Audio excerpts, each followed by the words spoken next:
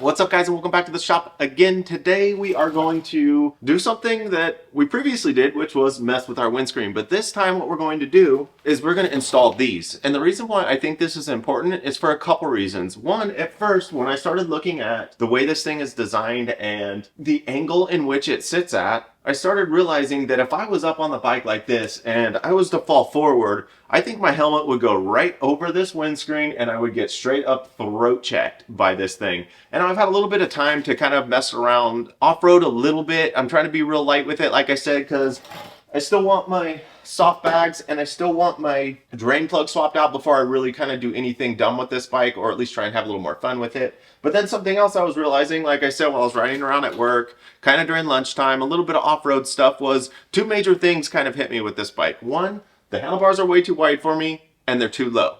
The other major thing was, I think if I slam into something and my body rides forward while I'm standing up, my helmet's going to go right over this windscreen. So I think this is no longer a should you do this. I think you need to do this if you're going to ride this bike off-road. And if you've ever looked at, the Tenere 700, or if you're looking online and watching other videos on this motorcycle, you'll notice people have these things like straight up and down. And yeah, it looks a little bit goofy to me too. Now that I understand a little bit of why, like I said, get these. So we're going to install them today, and of course we'll go out for a ride. I'll show you guys what I think about it, and we'll see if the wind deflection is any different. So let's get her installed real quick. So it looks like they come with a full stash or replacement bolts for it. And if you can't tell, this thing is like pretty dang well machined. These are actually nice and clean looking. They're very light. They're obviously aluminum and milled. So I think they're going to work out pretty cool. So if you watch the other video, these are just 4 millimeters. Make sure you don't lose the little plastic things. There we go. Let's see if I can cheat a little bit. Alright, so you can see this has a little lip on here on this side of this bracket. And what we're going to do is put it on this side, run the bolt the opposite way through. And of course we'll put Loctite in these. We're just going to do a little test fit. With it being on here this way, this little extra lip is going to put the bracket back in the correct position, which is going to be just on the outside of this bar that's on the motorcycle already. And then we'll run the bolts this way now. So all we're doing is really just changing bolt position. That's the main difference. So like you said, I like to put Loctite, especially with this motorcycle. Everything rattles, so put Loctite on pretty much every bolt that you do with this motorcycle, as you can never go wrong with a little extra Loctite. And a poor old KLR. We'll get this guy back out, get some Loctite on it. We'll just run these guys down. And remember, this is aluminum. You don't want to give it too much. We're going to rely on that Loctite to hold us in nice. Get the other side real quick. We'll go ahead and get Loctite on both of these. Stick our bracket in, run these guys down, try and match it up because there's a little bit of play in there. So I'm going to match them up as best as I possibly can. And like I said, don't overdo these. They are very thin machined aluminum. Probably won't handle too much torque before you start stripping it out. Alright, so we got extra bolts with this. So these longer ones are going to be the ones that are going to go through and grab into our plates that hold the windscreen on. So we'll go ahead and put some Loctite on those. Get a couple threads on each of them. Especially if you're going to use some kind of power tools. Always make sure you got some threads going before you start zipping stuff. Now you can see that it's on the same line as it was before previously. Sadly, these replacement bolts are now 3 millimeter. Now these brackets are steel, which is cool. So you can give them a little bit more torque than you would the ones down below. But also keep in mind, this is a 3 millimeter bolt. You don't want to give it too much or you're going to strip out the actual bolt. And we have Loctite in there, so should be good. Now same thing on this side. A little dab of some Loctite. Get them a little snug. Last but not least, there we go. I like how low it's sitting. I think obviously if we went with the other one, it would just be a little bit lower. I gotta check the eye line, but I think I'm already going to like the higher setting.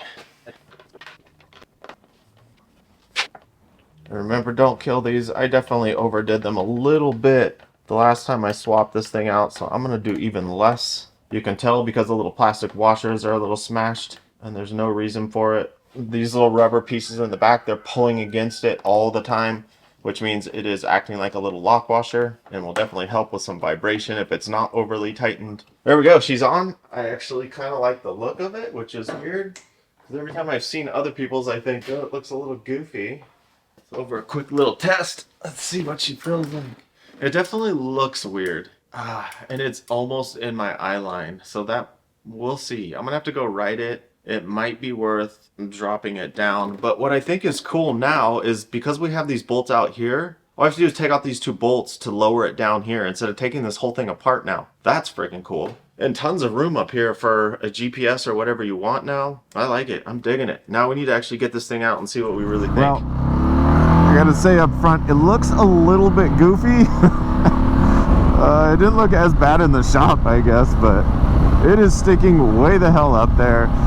It's maybe like an inch below my eye line, which means you guys with the GoPro are staring right through it, and I bet that is probably not the most optimal position. For wind, I don't know, we'll get her on the freeway here. We are going 65. I can feel it right here pretty strong. It's passing my helmet pretty good, which is cool. It does feel a little less on the shoulders, which is cool. I mean, the wind is definitely going way over my helmet now. No doubt about that. My head is getting absolutely nothing with where this thing's at. I don't know if I'll be able to live with this, because like I said, it's like an inch below my eye line, which is still kind of in visuals. And with the fact that the wind is like going way over my head right now, I think it's definitely going to go into the lower position. Worth doing, yes, because like now, like if I fly forward, I'm hitting my helmet onto that thing and not getting throat checked. So that's, in my opinion, worth the $30 mod alone. But without any more extensive review and testing on this thing, I'm lowering it for sure. Because for me, like it is like the eyeline thing, man. No way. That's just annoying.